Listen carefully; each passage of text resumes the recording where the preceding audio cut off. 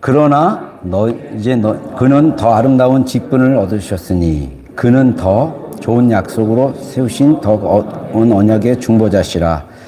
저 첫 언약이 무흠하였더라면 둘째 것을 요구할 일이 없으려니와 그들의 잘못을 지적하여 말씀하시되 주께서 이르시되 볼지어다 날이 이르리니 내가 이스라엘 집과 유다의 집과 더불어 새 언약을 맺으리라. 아멘. 다시 아멘 하겠습니다. 아멘. 예. 저희가 지금 이제 12월 마지막 주일부터 시작해서 쭉 믿음에 관련된 주제를 가지고 나눴습니다. 지난 2주간에는 하나님이 택하신 자들에 대한 믿음을 나눴을 때 우리가 하나님이 우리를 선택하고 예정하신 하나님의 그러한 믿음을 우리가 이해하기 위해서는 신학적이고 개념적인 지식이 필요하다. 그래서 하나님의 주권, 성경에는 하나님의 주권이라는 단어는 나오지 않습니다.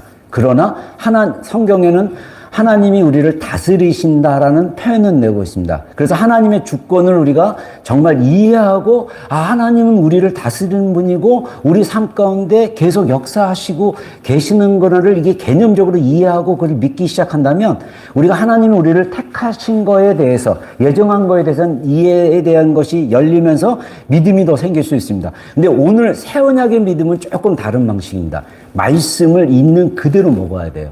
새 언약은 하나님이 주신 언약입니다. 오늘 히브리서 8장 8절에 새 언약이라고 얘기합니다. 사실은 구약에서 예레미야 31장 31절에 선지자 예레미야가 예언을 합니다. 그 예언은 미래적인 이스라엘의 운명에 대한 사건이었어요. 사실 예레미야는 별명이 있습니다. 눈물의 선지자입니다. 왜냐하면 예레미야는 그가 활동했던 선지자의 그 시기에 예루살렘이 완전히 바벨론에 의해서 파괴되고 사람들이 막 죽임당하고 포로로 끌려가는 것을 목도한 사람이에요.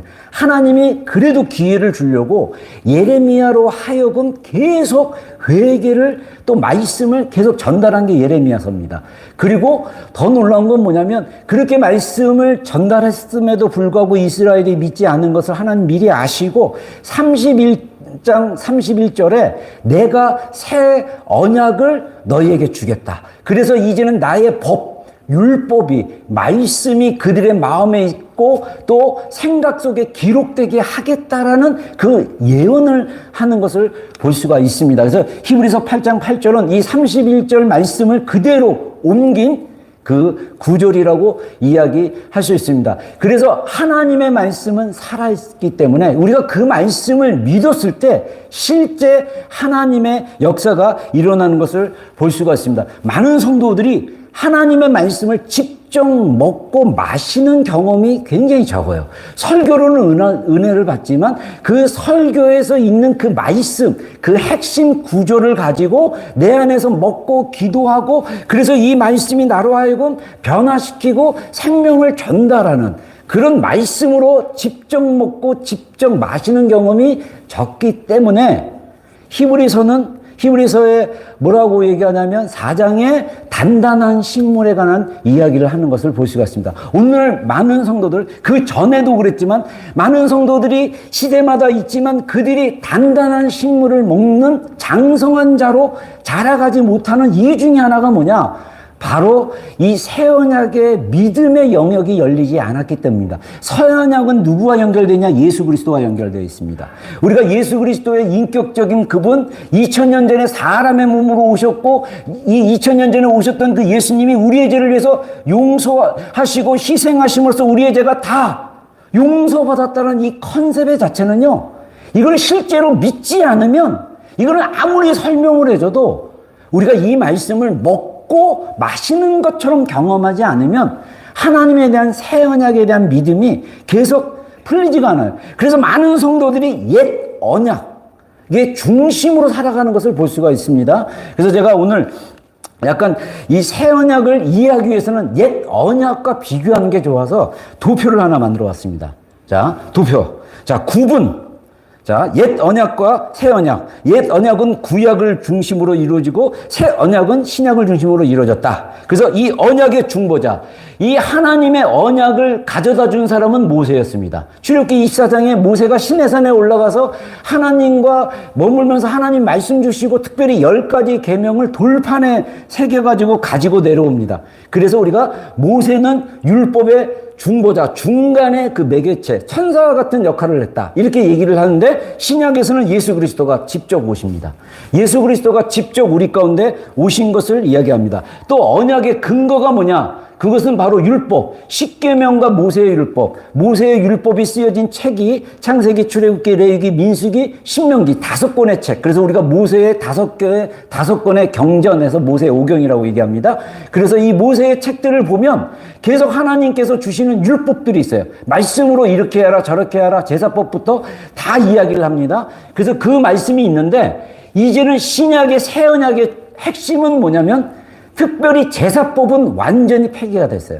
제사법은 구약에 있어서 언약에 굉장히 중요한 것입니다. 그래서 하나님이 그렇게 제사법 성막을 만들려고 그리고 나중에 솔로몬 시대 때는 성전을 만들게 하고 그리고 거기서 반드시 동물의 짐승의 피로 하다못해 그 비둘기 너무 가난해서 동물을 살 만한 형편이 없는 그 사람들은 비둘기를 가져서 비둘기는 너무 작은 어떤 제물이기 때문에 목을 비틀어서 제단에 올리게 하고 또 이 비둘기 살 돈도 없는 가난한 이스라엘 백성들을 위해서 밀가루를 가지고 오게 했어요. 그리고 그 밀가루는 불에 태우게 했습니다.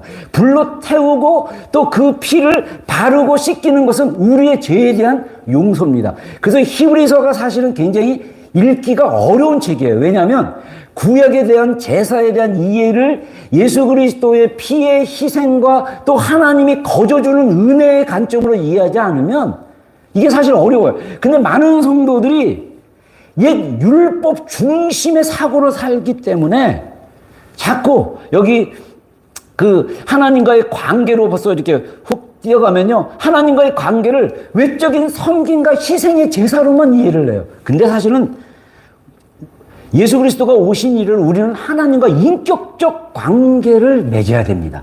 하나님이 살아계신 생생한 하나님으로서 또 우리를 불쌍히 여기시고 긍휼이 풍성하신 하나님, 우리의 죄를 용서하기를 즐겨하시는 하나님. 여러분 즐겨한다는 게 뭐예요? 여러분 정말 그것을 즐겨한다라는 것은요. 즐거워하는 거예요. 뭘 즐거워하세요? 용서하기를 즐거워하세요. 근데 우리가 옛 언약의 컨셉으로 살게 되면 자꾸 하나님을 두려워한다 그러면서 하나님과 인격적 관계 안에 들어가는 것을 굉장히 두려워합니다. 마치 뭐냐면 구약시대 때 시내산에 모세가 대표로 하나님 만나러 들어가고 이스라엘 백성들은 그 시내산에 올라갈 생각조차를 못합니다.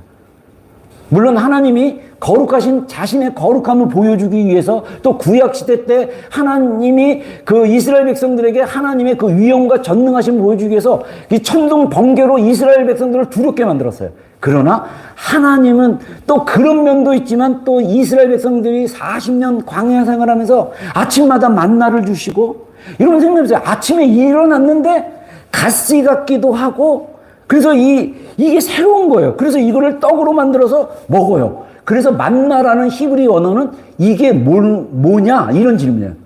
What is this? 이게 뭘꼬? 이름을 모르는 거예요. 왜? 아침마다 생겨요. 또 신기한 건요. 안식일을 거룩히 지키라고 하니까 나가서 자기 텐트 생활할 때 텐트 밖에 가서 아침에 이렇게 이슬처럼 맺어서 그걸 걷어다가 빠가지고 떡으로 만들어 먹는데 안식일에는 그게 열리지가 않아요. 그래서 성경에 보면요. 모세가 쓴 성경서에 보면 이스라엘 백성이 그 만나를 또 얻으려고 막 찾으러 다니는데 결국 못 찾아서 혼나는 장면이 나옵니다. 근데 하나님의 안식일에는 없게 해요. 그 대신 그 전날 금요일은 어떻게 하느냐. 만나를 풍성하게 줘서 그 만나를 이틀치를 이게 거듭게 하십니다. 근데 욕심내가지고 목요일날 만나를 했는데 금요일까지 먹으려고 했는데 그 다음날 그 만나는 걷어들인 만나는 썩게 돼 있어요. 날마다 신선한 만나를 들게 하고 안식일에는 미리 금요일날 걷어들였던 그거를 먹을 수 있도록 자그마한 생물이 어디서부터 생기고 어떻게 생긴지 모르지만 하나님의 초자연적인 역사가 그렇게 이루어지고 있습니다.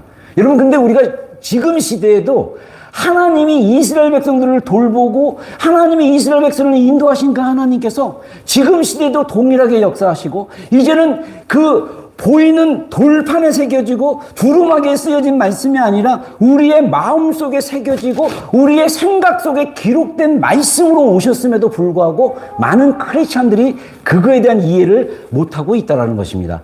그래서 이 언약이 어디에서 이루어졌냐? 언약이 맺어진 언약의 방식.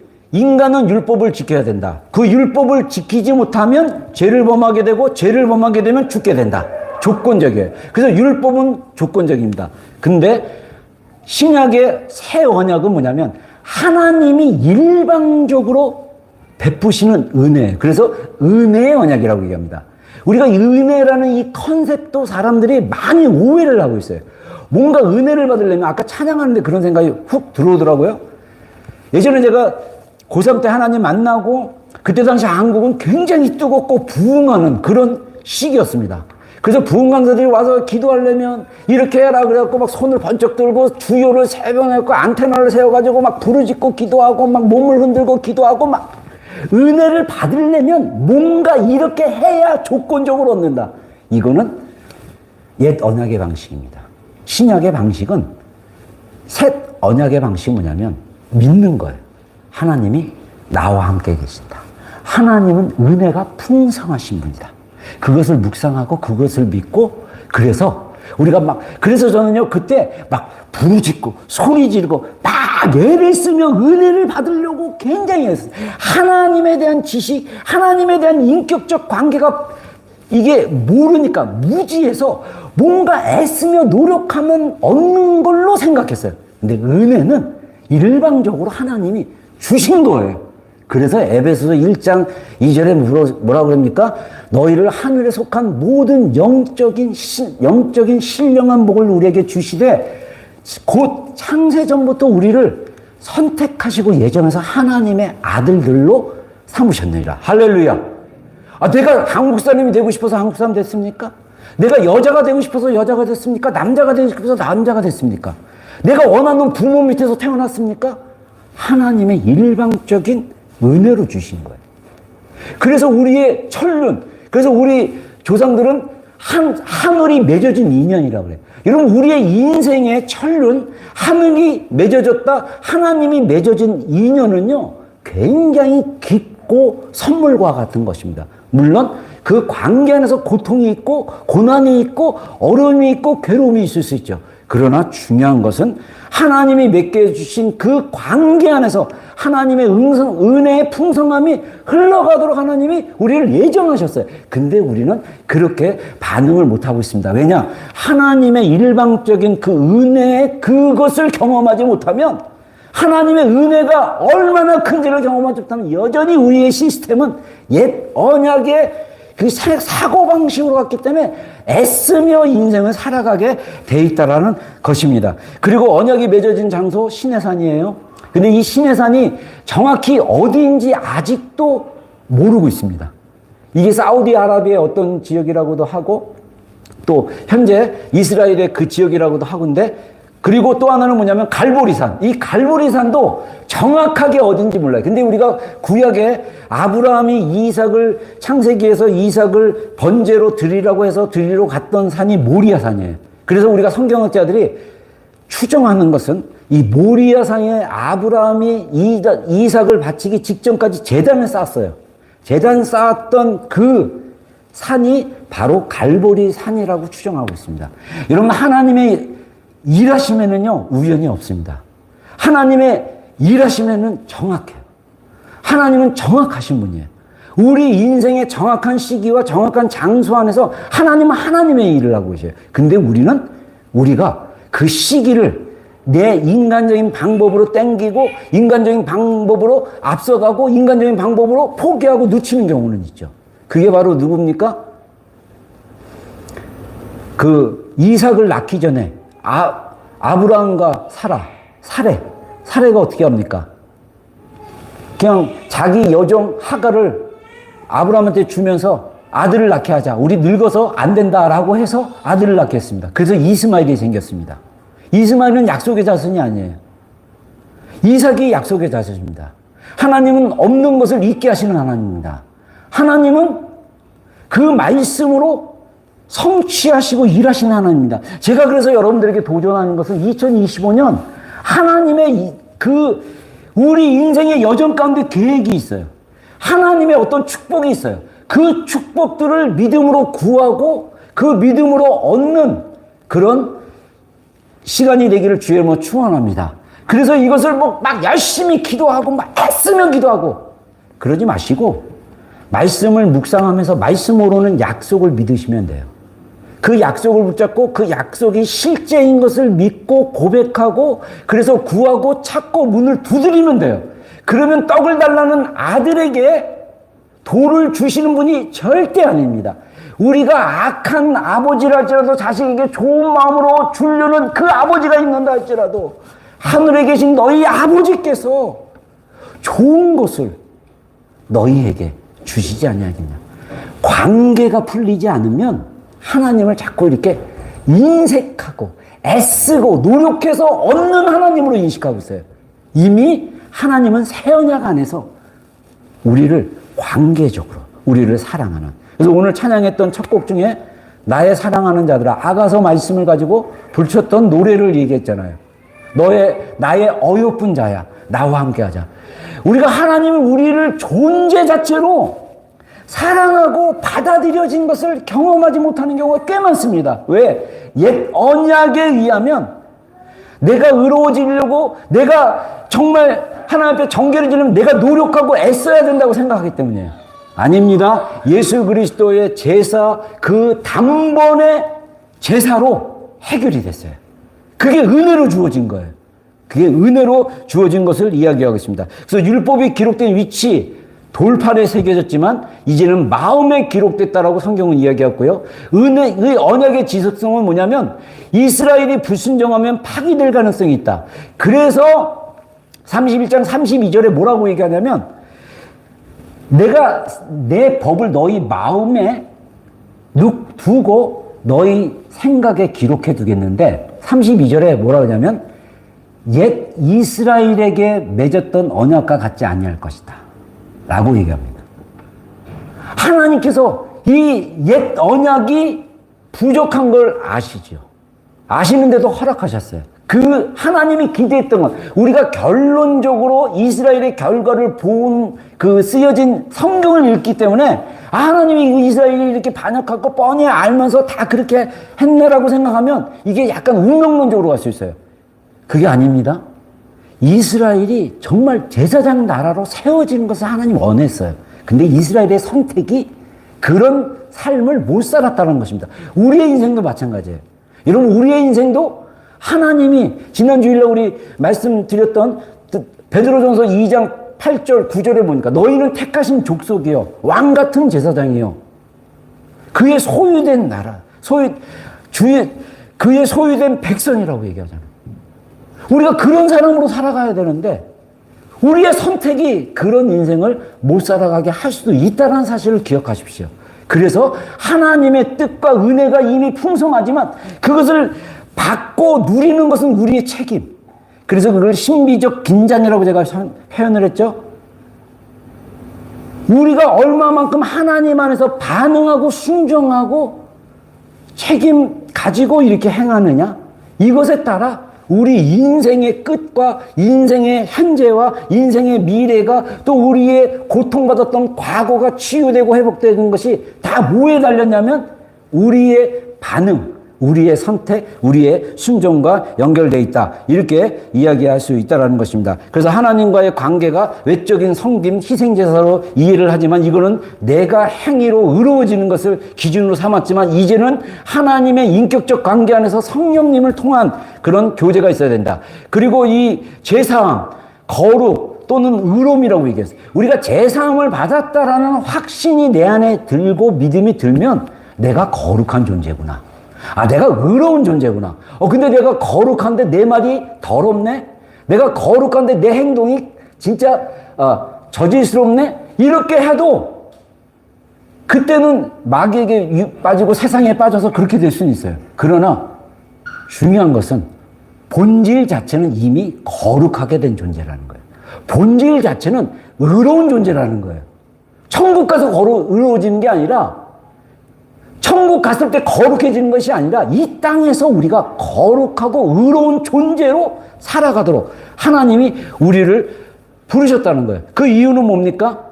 우리가 자꾸 내가 이렇게 제사함 받고 내가 거룩해지고 내가 용서받으려면 제사를 드려야 된다. 이게 구약의 반복적인 제사인 거예요. 근데 신약에서는 예수 그리스도의 단번의 속죄로 이미 해결이 된 것입니다. 이것을 믿고 실제로 믿었을 때 나타나는 하나님의 역사가 경험되어졌을 때 우리가 다른 신앙의 차원에서 우리의 삶의 모든 관계 안에서 하나님이 주권자이시고 하나님이 나를 선택하셨기 때문에 내가 두려움과 염려 속에 사는 것이 아니라 하나님이 나의 인생을 책임져 주시는 분이기 때문에 그분을 의지하고 그분을 따라가면 되는 거예요. 내가 안 좋고 상태가 안 좋으니까 내가 열심히 노력해서 돈을 벌고 내가 열심히 해서 뭔가 성공해서 내가 보여줘야지. 이거는 다 구약만인데. 하나님을 신뢰하기를 주의 이름으로 축원합니다. 하나님을 의지하기를 주의 이름으로 축원합니다. 새 언약의 믿음은요, 이미 주어진 은혜를 발견하고 그 누리며 계속 겸손해지는 거예요. 옛 언약의 시스템 안에서는요, 교만해질 수 있어요. 옛 언약의 시스템에서는요, 내가 잘한 거에 따라 나의 기분과 나의 상태가 오르락내리락해요. 새 언약의 상태에서는요, 내가 비록 실수하고 죄짓고 나쁜 짓 하고 막 이랬어요. 회개하면 돼요. 회개하시고 다시 주님을 의지해요. 그러면 우리 안에 이런 생각이 드는 분들이 있을 거예요. 그렇게 용서시켜주면 변하지 않아요. 여러분, 진짜 변화는 뭔지 아십니까? 하나님의 사랑이 우리를 변화시키는 거예요. 교도소, 많은 죄인들을 가두잖아요. 그 사람들이 50% 이상 변화됩니까? 극소수예요. 형벌이 그 사람을 변화시키지 않습니다. 사랑이, 하나님의 희생적인 사랑이. 그래서 그 사랑을, 하나님의 크신 은혜가 나를 변화시키는 거예요. 그 은혜를 경험하는 게, 그 은혜 속에 나온 언약이 뭐냐? 새 언약이라는 거예요. 그래서 이 새 언약을 은혜의 언약이라고 이야기하는 것입니다. 하나님의 그 나를 용서하시기 위해서 단번에 제사로 희생하신 예수 그리스도. 그래서 이 나를 위해서, 나의 죄를 위해서 희생하신 예수 그리스도를 묵상하는 게 굉장히 중요한데, 영성가들이 얘기하는 게 예수 그리스도를 말씀으로 묵상하고 어떤 절기에서 유월절 절기 우리는 고난주간이라고 하는데, 고난주간 또 부활절, 사순절 이런 절기 안에서 주님을 계속 집중하면서 하는 게 성숙한 신앙의 수준이라는 거예요. 우리가 이런 절기 안에서 아무 생각 없이 세상과 똑같이 산다면 그거는 주님에 대한 그 새 언약의 이 믿음으로 세워지지 않았기 때문에 우리가 주님과 상관없는, 그래서 단 주일날 예배드릴 때만 주님께 예배드리고 나머지는 또 주님과 상관없이 한 인생을 사는 게 자동화된 그런 걸로 사는 것입니다. 그래서 우리의 신앙이 예수님 중심의 신앙, 예수님이 우리 안에 주인이 되셔서 우리를 다스리시고 예수님이 우리를 가르쳐 주신다는 것을 신뢰하고 그 믿음 안에서 세워져가는 신앙으로 가려면 새 언약의 믿음의 관점이 열려야 된다, 이렇게 이야기할 수 있습니다. 만약 마지막에 언약의 대상은 뭐냐? 이스라엘 민족이었지만 이제는 모든 믿는 자들, 유대인이나 이방인이나. 그래서 로마서 1장 16절에 뭡니까? 그리스도의 도가, 메시지가 믿는 자에게는 하나님의 능력이요, 멸망당하는 자에게는 아무것도 아니라고 얘기합니다. 하나님의 말씀이 그리스도의 메시지, 예수 그리스도의 십자가의 메시지, 예수 그리스도께서 다시 부활하시고 다시 오시고 또 하나님의 보좌 우편에 앉아서, 그리고 이 땅에서 와서 천년왕국 가운데 왕노로 다시 왕으로서 주권을 다스리시는 그 예수 그리스도, 그분에 대한 그 확신이 없으면 우리가 이 땅에 살아도 우리가 확신 있는 삶을 못 사는 겁니다. 이렇게 이야기할 수 있습니다. 그래서 이 도표를 결론으로 내린다면 옛 언약은 인간이 율법을 지켜야 하는 조건적인 언약이었지만 새 언약은 예수님께서 완성하신 은혜의 언약으로 우리는 참된 자유와 영원한 관계 안에 들어갔도록 계속적으로 하나님이 이끄신다. 이렇게 이해하시면 됩니다. 여러분 참 성경에 보면 자유라는 말을 굉장히 많이 해요. 그래서 예전에 제가 한국에서 신앙생활 때 찬양 중에 나 자유 얻었네, 너 자유 얻었네, 우리 자유 얻었네 막 이 찬양을 하는데 이 자유가 뭔지를 모르는 성도들이 꽤 많아요. 그 자유는요, 첫 번째가 죄로부터 자유예요. 여러분들 죄에 대한 자유를 경험해 본 적 있습니까? 내가 죽을 수밖에 없는 죄인이었는데 이 죄인을 위해서 예수 그리스도께서 희생하셨다는 것을 지식적으로 직접 그 말씀을 통해서 깨달으면 그 은혜 안에 들어가면 내가 자유한 존재구나 라는 것을 경험할 수 있다는 것입니다. 그래서 우리가 새 언약의 믿음은 다른 말로 얘기하면 살아있는 하나님의 말씀을 경험하는 믿음이다. 이렇게 이야기할 수 있습니다. 이 본문 우리 함께 읽기 전에 제가 지난 주간에 제가 한 700페이지 되는 책을 지금 읽고 있어요. 크리스천 책이 아닌데 제가 관심 있는 분야에 굉장히 저명한 교수가 쓴 책인데 여기서 이 내용을 합니다. 데이빗 봄이라는 물리학자가 있습니다. 그 오펜하이머? 그 영화로도 나왔는데 전 못 봤는데 이 사람이 뭐 원자폭탄 만들었다는 사람의 제자예요. 그래서 오펜하이머라는 교수가, 미국의 교수가 이 사람 박사 논문을 썼어요. 근데 이 사람이 1952년에 논문을 발표했는데 그때는 고전 물리학, 뉴턴이 말한 중력에 의한 물리학, 열역학의 법칙, 저도 어려워서 잘 모르겠어요. 그런 법칙으로 얘기를 하는데 우주를 바라보면 고전적인 물리학으로는 우주를 설명할 수가 없었어요. 그래서 그때 이미 1900년대 초, 1800년대 수학자를 중심으로 과학자들이 우주의 별의 거리를 계산하고 막 이러면서 현재 물리학의 개념으로 했었으니까 양자 물리학이라는 단어를 쓰기 시작합니다. 우리가 반도체를 쓰고 핸드폰을 쓰는 것도 다 양자 물리학의 원리입니다. 근데 중요한 것은 이 사람이 52년에 논문을 발표했는데 그때 자기는 논문을 발표했을 때 기대를 냈대요. 어떤 기대를 냈냐면 이 논문이 이제 물리학 학계에서 굉장한 센세이션을 일으키겠다 이렇게 기대를 냈는데 아무런 반박도 없고 긍정도 없이 그냥 지나갔다고 합니다.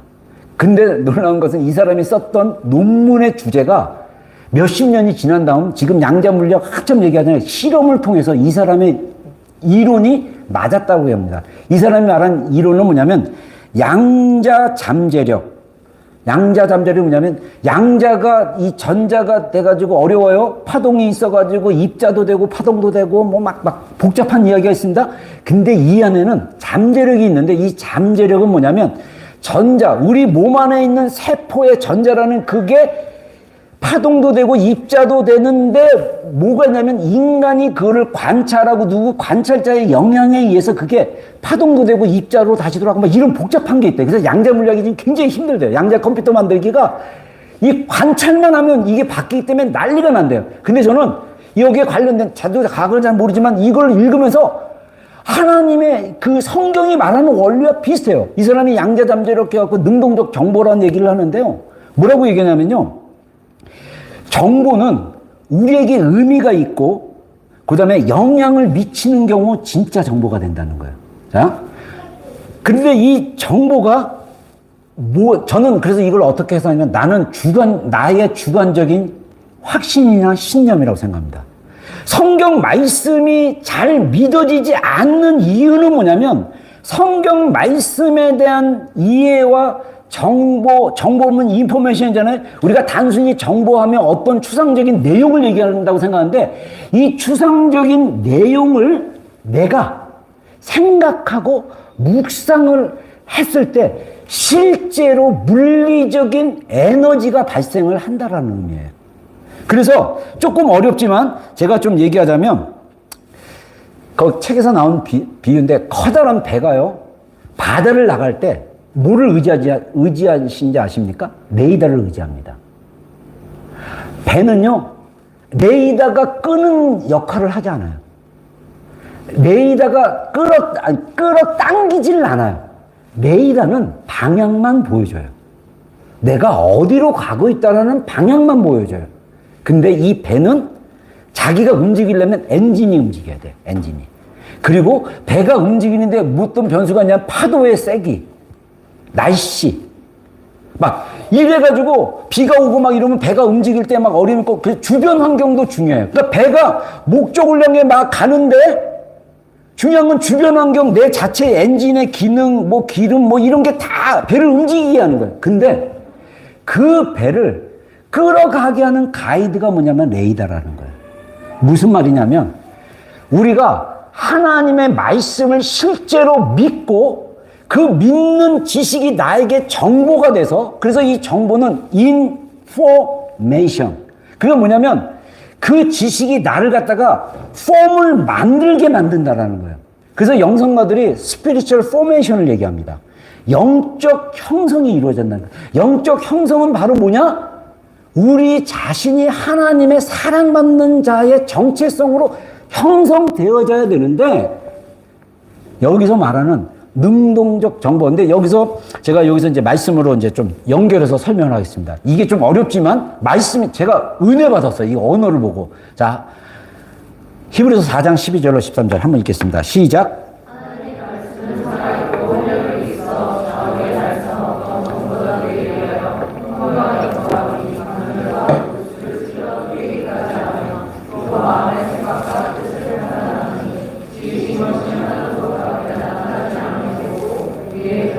받으신 이의 눈앞에 만물이 벌거벗은 것 같이 드러나니라. 자, 여기서 보면 지은 것이 하나님 앞에 나타나지 않는 것이 없고 다 우리가 지금 다 하나님 다 알고 계신다는 거예요. 우리를 결산이 뭡니까? 우리 마태복음 25장에 달란트 비유할 때 그 주인이 결산을 하잖아요. 종들에게. 하나님이 우리의 인생을 결산하실 때 이 결산하신 하나님 눈앞에는 만물이 벌거벗은 것 같이 다 드러나는 거예요. 인간은 마음을 속입니다. 마음을 숨기는 걸 익숙해져요. 그래서 이 마음 속의 어둠은 인간 스스로도 모르는 경우가 꽤 많습니다. 근데 하나님은 그걸 다 알고 계시는 거예요. 근데 중요한 것은 뭐냐면 우리의 마음이 하나님의 빛 안에서 변화되어져야 되는 과정이 굉장히 중요한 것입니다. 그래서 우리의 어두운 마음, 어두운 생각, 그 생각으로부터 오는 그 잘못된 감정, 부정적이고 비관적이고 염세적인 그 감정과 생각들을 변화시킬 수 있는 게 뭐냐? 말씀이라는 거예요, 말씀. 하나님의 말씀은 뭡니까? 살아있다 그랬어요. 살아있다는 단어는 조회, 생명력이에요. 여러분, 우리가 매일매일 일어날 때마다, 아휴, 지옥 같은 하루 또 시작되네. 직장 가는 게 너무 고통스럽네. 내가 이런 게 고통스럽네 하면 이 사람의 생명의 힘이 약해지고 있습니다. 제가 군대 생활할 때 그걸 경험했어요. 고참 2명이서 저를 얼마나 괴롭히는지 제가 사람에 대한 두려움이 제 안에 들어왔습니다. 19살에 군대 가가지고 20살, 21살에 군대 생활하는데 그 고참이 막 구두를 막 이렇게 닦으면 진짜 열심히 닦았거든요. 늦다고 뒤통수를 막 이 솔로 막 나중에 혹이 이만해져가지고 경찰 모자를 쓰는데 경찰 모자 큰 게 이게 딱 맞아요. 그러니까 사람이 너무 두려웠어요. 그래서 제가 아침에 그 군대에서 딱 밤에 잘 때마다 이제 이제 딱 이렇게 해서 방송 나오고 이제 지치님 이렇게 자는데 제가 잘 때마다 하나님께 막 기도하면서 하나님 막 이러고 또 제 마음속에는 내가 저놈을 죽이고 저기 치사만 해가서 시카를 제가 잡아서 생각으로 상상하는 거예요. 도파민이 막 나옵니다. 그래가지고 이 시카를 가지고 저 목에다 대고 너 이 새끼 한 번만 나 괴롭히면 너 죽고 나 죽자. 그거 상상하면서 그 도파민으로 위로받으면서 잠을 잤어요. 아침에 깰 때마다 빵빵빵빵 막 기상나팔 소리 있으면 딱 들으면서 제가 아직도 그 감정과 그 생각이 잊어지지가 않아요. 깨어나자마자 지옥 같은 하루 또 시작되는구나. 고통스러웠습니다. 생명이 없는 거예요. 생명이 이미 환경에 의해서 눌리고 죽은 상태였어요.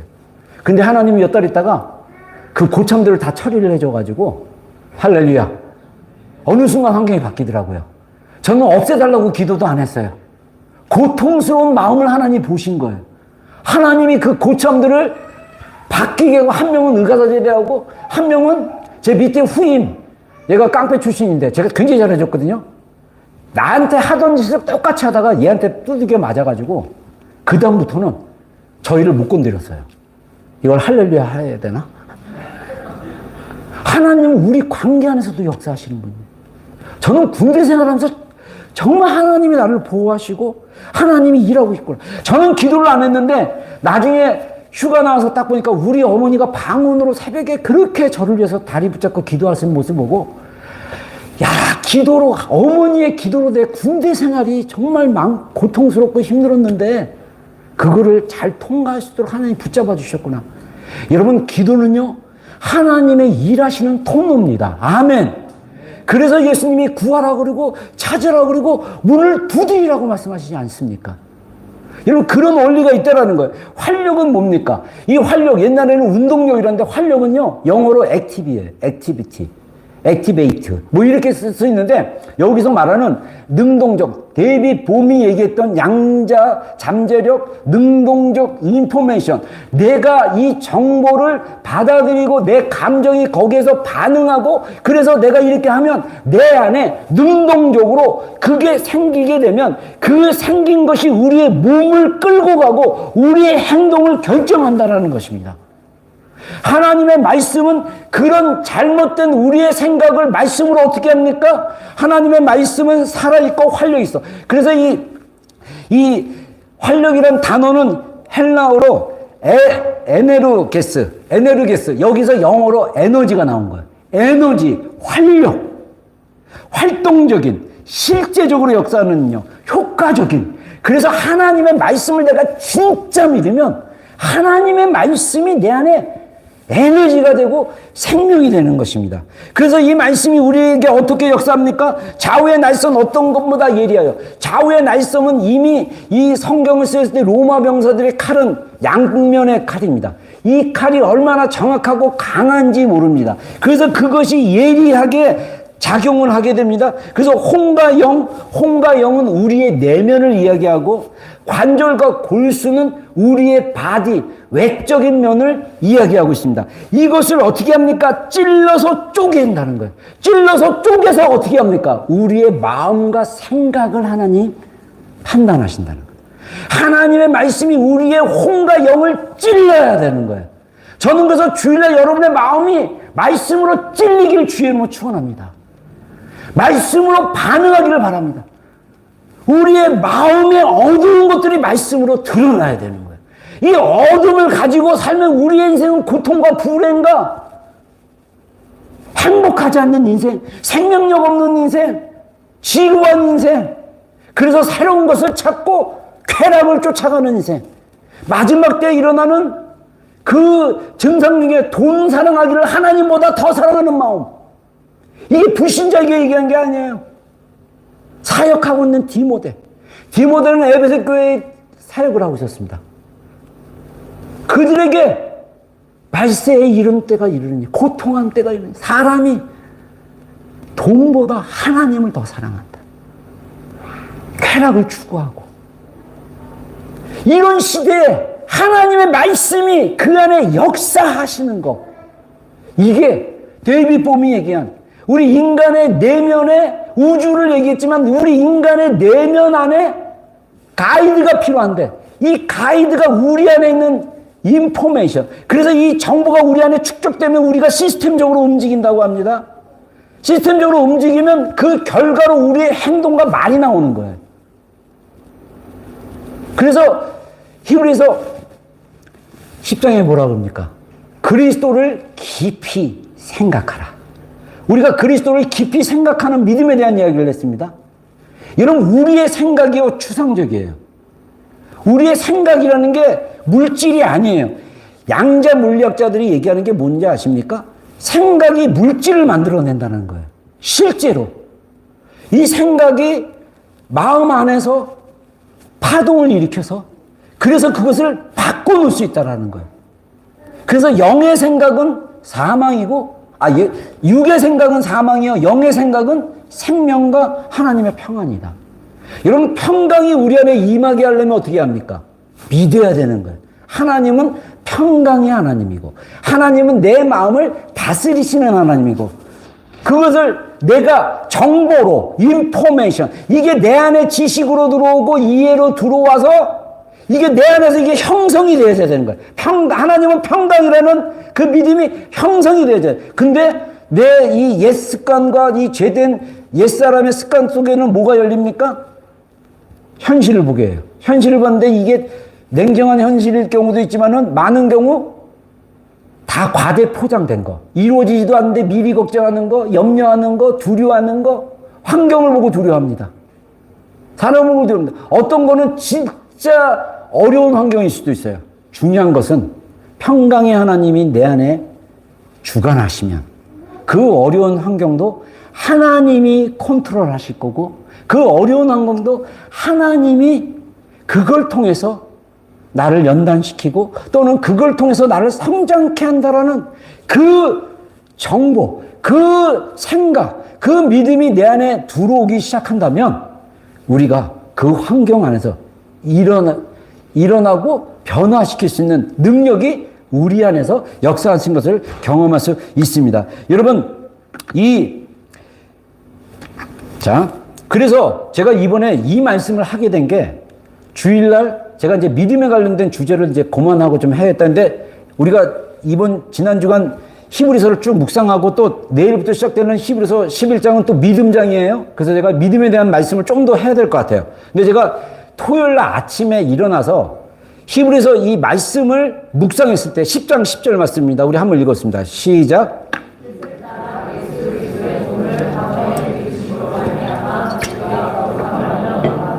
이 뜻은 뭐냐면 9절에 옛 언약, 옛 것을 버리고 새 것을 했다, 뭐 이런 표현을 하면서 이 뜻을 따라 예수 그리스도의 몸을 단번에 들이심으로 말미암아 우리가 거룩함을 얻었노라. 제가 이 말씀 가지고 한 10분 정도 계속 이 말씀 암송하면서 묵상하고 있는데, 예수 그리스도께서 단번에 자기 몸을 들이심으로 우리가 거룩함을 얻었다라고 표현하고 있어요. 우리는 자꾸 이렇게 내가 거룩해지려고 노력하고 내가 뭘 하면 거룩한 걸로 생각하고, 그래서 하다못해 저희 그 신학교 다닐 때 유행이 우리가 걸어다니는 바리새인들이 몇 명 있었습니다. 성경을 옆에다가 거룩한 모습으로. 제가 전도사 시절에 그 나이 든 성도님들한테 판단을 받았어요. 전도사님 총량거린 것 같다, 뭐 무게감이 없다. 그분들은 되게 힘들겠어요. 사람을 판단하잖아요. 저는 제 안에서 자유함을 누리면서 전도사 생활도 했습니다. 여러분, 거룩하면요 하나님이 주신 거예요. 이 말씀을 읽는데, 그렇지, 예수 그리스도의 몸을 단번에 들임으로 말미암아 나는 거룩함을 얻은 존재야. 그래서 성경을 쭉 읽는데 14절에 또 이렇게 얘기합니다. 그가 예수 그리스도께서 거룩하게 된 자들을 한 번의 제사로 영원히 온전하게 하셨느니라. forever.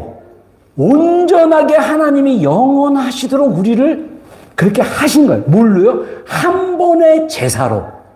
예수 그리스도의 십자가로. 자, 이게 딱 묵상하는데, 어제 아침에 우리 묵상 그 구절에 따라 묵상하다가 이건데 저는 막 묵상하면서 엄청 은혜 받았어요. 그렇지, 나는 그런 존재인데, 그런데 막 이렇게 묵상하는데, 여러분들에게 설교하려고 생각해 보니까 이런 생각이 듭니다. 양자 물리학적으로 얘기하자면 2000년 전에 예수님께서 오셔서 실제로 갈보리산에서 십자가로 돌아가셨습니까? 안 돌아가셨습니까? 돌아가셨습니까? 안 돌아가셨습니까? 이거는 역사적 사실이에요. 이거는 불신자고 세계 사람들이, 세계 어떤 뭐 역사가가 공인된 어떤 누구가 예수님은 2000년 사람이 아니다라고 부인하는 게 없어요. 모든 인류가 다 그걸 인정해요. 자, 역사적인 사건입니다. 예수님은 유대인이에요. 저는 한국이에요. 한국에서 예수님을 만났어요. 아니, 2000년 전에 인간의 몸으로 오셨던 예수님이 실제로 죽으시고 부활하시고, 이 부활은 또 안 믿는 사람들도 있어요. 그래서 여러 가지 썰로 해가지고 부활을 제자들이 뭐 이렇게 조작했다, 막 이렇게까지 얘기를 합니다. 그래서 제가 예전에 신학교 다닐 때 그 CCC라는 대학교 선교에서 어떤 그 미국의 어떤 분이 쓴 책을 예수님이 역사적으로 진짜 실존하는 분이라고 굳이 증명하는 소책자를 썼는데 이분이 확률 얘기를 합니다. 예수님이 이스라엘에 태어나시고 그 시대에 태어나고 그래서 여러 가지 조건을 넣고 확률로 딱 뽑았을 때 그 확률을 뭐라고 표현하냐면 아직도 제가 생각나요. 텍사스가 굉장히 큰 주인데 그 주에다가 동전을 한 1m를 쌓아놓고 흙는 다음에 거기서 동전 하나를 딱 짚는 확률이라는 거예요. 성경에 기록된 예언들을 쫙 변수로 넣어서 함수를 내서 하면 확률을 보면 확률이 딱 그런 확률이다.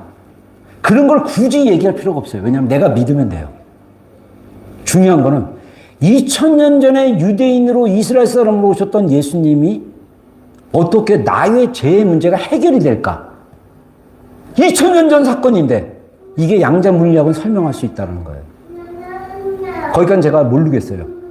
근데 분명합니다. 뭐라고까지 얘기하냐면 어이없는, 그래서 뭐라고 하냐면요. 이쪽으로 우주에 대한 이해를 하면 뭐 중첩, 얽힘, 뭐 이상한 소리들 많이 해요. 근데 저는 그 책을 읽을 때마다 그런 책을 읽고 도움을 받을 때마다 하나님의 말씀은 살아있는 말씀이구나. 2000년 전에 역사적으로 죽으셨던 예수님이 그때 18살에 하나님을 만났을 때 그때 내가 하나님을 믿고 제 인생에 대한 판도가 바뀌었는데 그때 예수님의 보혈의 피가 나한테 작용을 해서 군대 갔다 오고 나서 복학해서 기도하는 중에 하나님의 십자가의 사랑이 풀어지고 이 여정을 보면 하나님은 어머니의 뱃속에 있기 전부터 있을 때 저를 보고 하시는 분이었던 거예요. 이게 다 어떻게 설명이 됩니까? 이게 어떤 의미냐면요. 내 안에 주관적인 신념, 뭔가 잠재력이 왜곡이 되면요. 믿음이 열리지가 않을 수도 있다는 거예요. 여러분 이게 사실 솔직하게 안 믿어지고 그래서 이걸 믿음으로써 저는 내가 예수님의 한 번의 희생으로 거룩함을 얻었고 이것은 여전히 온전하게 될 것이고 그리고 마지막으로 했던 이 말씀 이 14절 15절 이 말씀 한번 읽겠습니다. 시작.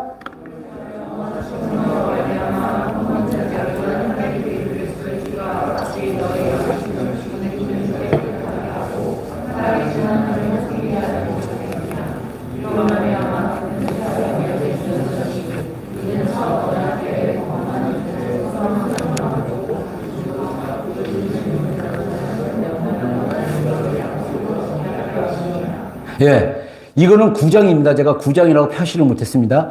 9장 말씀 읽었을 때 제가 이걸로 예전에 신학교 다닐 때 말씀 이거 읽고 은혜를 받아갖고 목회는 이런 거구나. 뭐냐? 하물며 영원한 성령님으로 말미암아 흠없는 자기를 하나님께 드린 그리스도의 피가 어찌 너희 양심을 죽을 행실에서 깨끗하게 하고 살아계신 하나님을 섬기게 하지 못하겠느냐?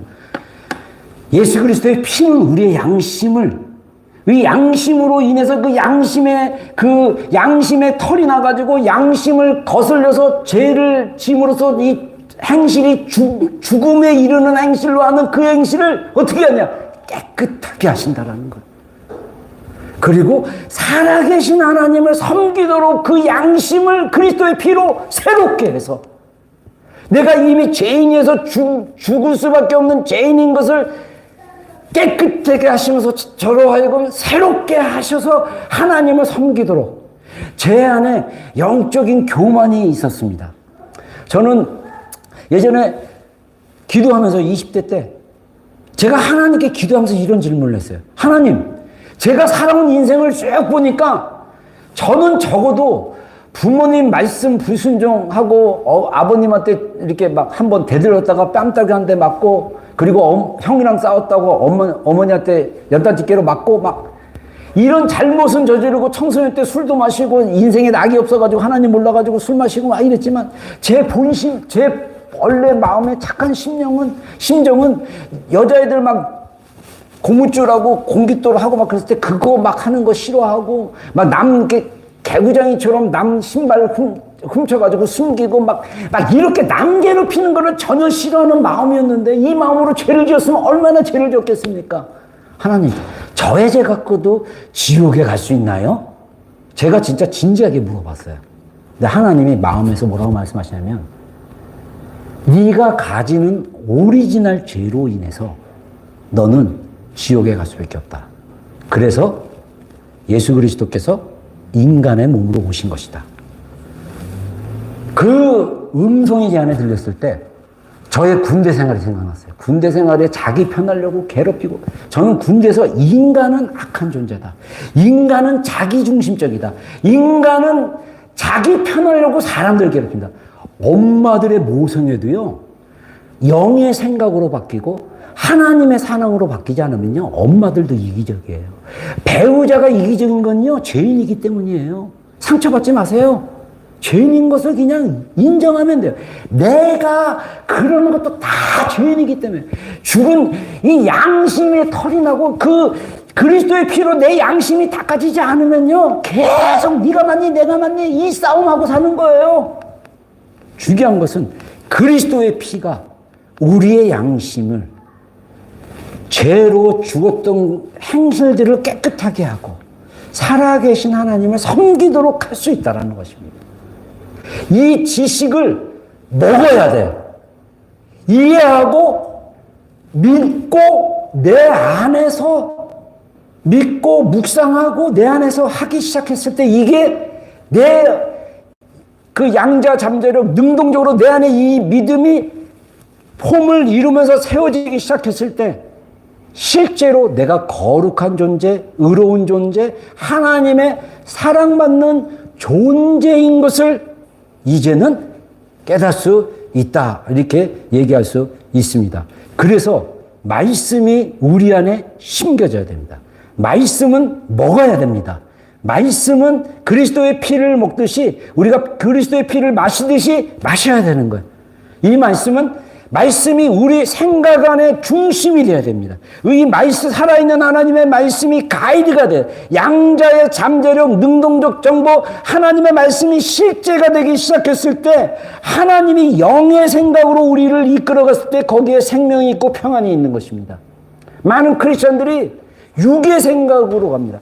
육신의 생각은 하나님을 기쁘시게 할 수 없습니다. 육신의 생각은 하나님과 원수됩니다. 내 마음에서 우리의 양심으로 하나님이 경고등을 주셨는데 그 양심을 자꾸 누르고 없는 척 지나가다 보면 하나님은 그 마음의 뜻을 말씀으로 예리한 칼처럼 찌르고 뒤집어서 변화시키기를 원하시는 분입니다. 그래서 하나님의 말씀에 우리가 이 말씀을 하루에 단 10분이라도 그 말씀을 묵상하는 것, 그리고 예수 그리스도의 이름 안에 그 내가 믿는 그 능력 안에 에너지가 있고 생명이 있는 것입니다. 여러분, 우리가 믿는 신앙은 실제입니다. 우리가 믿는 신앙은 하나님께서 역사하시는 생명과 그 역사하시는 에너지가 있습니다. 우리가 직장에서, 삶 속에서, 어떤 관계 안에서 에너지가 없고 생명이 없다. 말씀으로 무장하고 그 말씀을 달라고 하고 그 말씀을 가지고 묵상하기를 주의 이름으로 축원합니다. 아멘. 아멘. 기도